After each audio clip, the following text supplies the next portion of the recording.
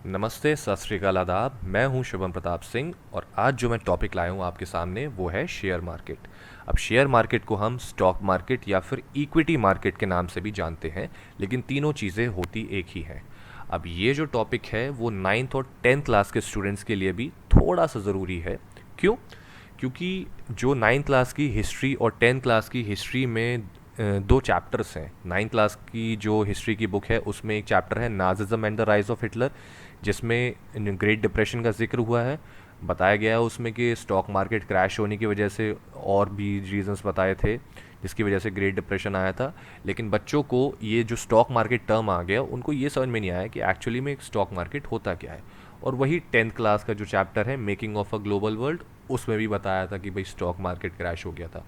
तो मैंने सोचा इस पर एक बेसिक सा वीडियो बना दिया जाए जिससे स्टॉक मार्केट का जो कंसेप्ट है बच्चों का वो क्लियर हो जाए। ठीक है, तो चलिए एक एग्जांपल लेकर हम इसको समझते हैं।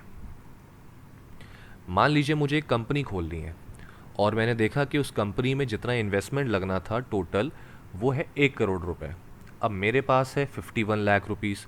अब मैंने सोचा यार बचे हुए पैसे कहाँ से लाऊं, 49 लाख रुपीज़ जो बचे अब वो कहाँ से लाऊं। अब मेरे दिमाग में एक आइडिया आया।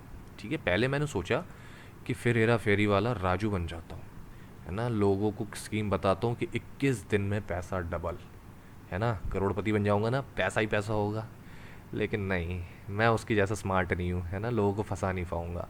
तो मेरे दिमाग में एक और आइडिया आया। मैंने सोचा कि अपनी कंपनी के शेयर्स लॉन्च कर देता हूँ, है ना। अब पहले समझिए शेयर क्या होता है। शेयर का मतलब हो गया मैं लोगों से कह रहा हूँ कि आप मेरी कंपनी के हिस्सेदार बन जाइए, है ना। शेयर का मतलब क्या होता है? हिस्सा होता है।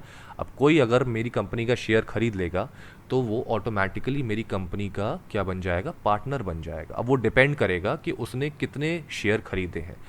अब जैसे एग्जांपल दीजिए, क्या है कि मेरी कंपनी को कितने पैसों की ज़रूरत थी? 49 लाख रुपीज़ की ज़रूरत थी। तो मैंने शेयर लॉन्च कर दिए 4900 शेयर्स।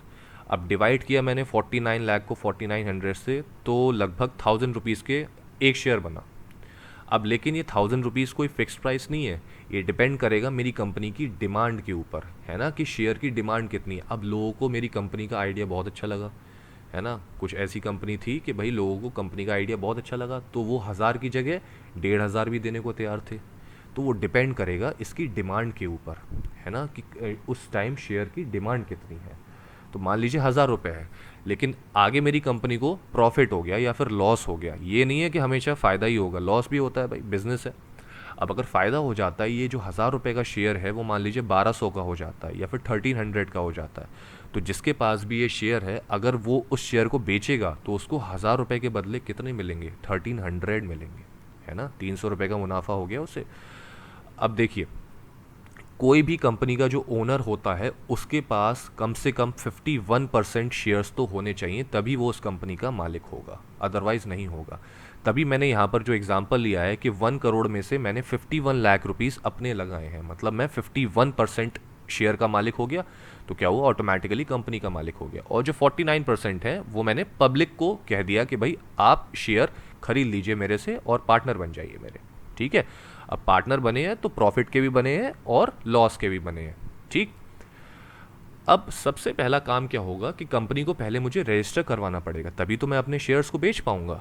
तो कंपनी को सबसे पहले रजिस्टर कराने के लिए एक प्राइमरी मार्केट होता है जहां पर कंपनी को रजिस्टर कराया जाता है, और उसी के बाद मैं अपने जो शेयर्स हैं वो पब्लिक तक पहुंचा पाऊंगा कि आप खरीदिए और फिर मुझे पैसा मिलेगा। और जो स्टॉक एक्सचेंजेस होते हैं, कंपनीज जनरली इन्हीं के थ्रू जाती हैं, प्राइमरी मार्केट के थ्रू ही स्टॉक एक्सचेंज के अंदर जाती हैं। अब स्टॉक एक्सचेंज क्या होता है? स्टॉक एक्सचेंज को समझने से पहले ज़रा ये देखिए, इनिशियल पब्लिक ऑफरिंग जिसको हम आईपीओ भी कहते हैं। जब भी कोई कंपनी अपना शेयर फर्स्ट टाइम बेचती है तो उसको कह देते हैं इनिशियल पब्लिक ऑफरिंग या फिर आईपीओ, है ना। अब आईपीओ करने से पहले, मतलब अपना पहला शेयर बेचने से पहले, कंपनी को अपनी पूरी जन्म कुंडली दिखानी पड़ेगी कि भाई कि इतना पैसा कहाँ से आया, इस कंपनी का पूरा वो बेस क्या है, पूरा आइडिया क्या है, कैसे प्रॉफिट कमाएगी, है ना। तो पूरा एक तरह से पूरी जन्म कुंडली दिखानी पड़ेगी कंपनी को अपनी। ठीक है, अब स्टॉक एक्सचेंज के बारे में सुनिए। स्टॉक एक्सचेंज क्या होता है? एक ऐसी जगह हो गई जहाँ पर शेयर्स को खरीदा और बेचा जाता है। अब इंडिया में सबसे बड़ी स्टॉक एक्सचेंजेस हैं वो क्या है? एक BSE है जो फर्स्ट फिगर है, वो है बॉम्बे स्टॉक एक्सचेंज, शॉर्ट में BSE कह देते हैं। और जो राइट साइड में है इसके वो है NSE, that is national stock exchange. और जो सबसे नीचे दी हुई है वो है न्यूयॉर्क स्टॉक एक्सचेंज। ये वर्ल्ड की सबसे बड़ी स्टॉक एक्सचेंज है, जो कि Nazism and the rise of Hitler में भी इसका जिक्र हुआ है कि न्यूयॉर्क स्टॉक एक्सचेंज क्रैश हो गया था। ठीक है, तो आई होप आप लोगों को जो स्टॉक मार्केट का बेस होता है वो पता लग गया होगा।